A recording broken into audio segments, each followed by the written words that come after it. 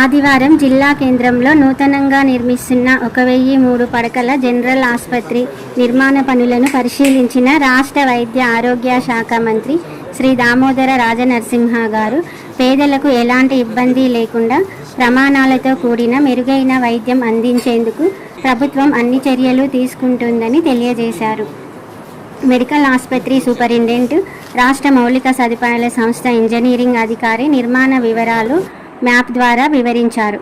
నిర్మాణ వివరాలు తెలుసుకొని సంవత్సరం చివరిలోగా ఆసుపత్రి నిర్మాణం పూర్తి చేసుకొని ప్రారంభించేందుకు చర్యలు తీసుకుంటామని తెలిపారు.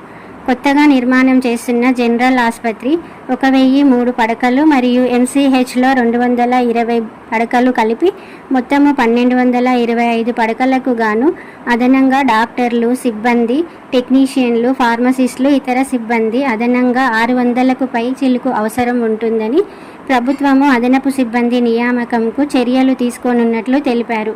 జిల్లాలోని గద్వాల, నారాయణపేట, నాగర్ కర్నూల్లో మెడికల్ కాలేజీల్లో అన్ని వసతుల కల్పనకు ప్రభుత్వం చర్యలు తీసుకుంటున్నట్లు తెలిపారు.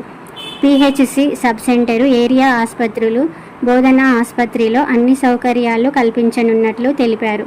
సామాన్యులు సర్కారు దవాఖానా నాది అనే విధంగా రాష్ట్ర ప్రభుత్వం రాష్ట్ర ముఖ్యమంత్రి శ్రీ రేవంత్ రెడ్డి సారథ్యంలో కృషి చేస్తోందని, అన్ని ఆసుపత్రుల్లో వైద్య పరికరాలు, మందులు, అదనపు సిబ్బంది, డైట్, ఇతరత్రా సౌకర్యాలు కల్పించనున్నట్లు తెలిపారు. ఈ సమావేశంలో మహబూబ్ నగర్ ఎమ్మెల్యే శ్రీ ఎన్ఎం శ్రీనివాస్ రెడ్డి, దేవరకద్ర శాసనసభ్యులు జి మధుసూదన్ రెడ్డి, జిల్లా కలెక్టర్ విజయేంద్ర బోయి, SPD జానకి, అదనపు కలెక్టర్లు శివేంద్ర ప్రతాప్, S మోహన్ రావు, జిల్లా వైద్య ఆరోగ్య శాఖ అధికారి డాక్టర్ కృష్ణ, జనరల్ ఆసుపత్రి సూపరింటెండెంట్ డాక్టర్ జీవన్ తదితరులు ఉన్నారు.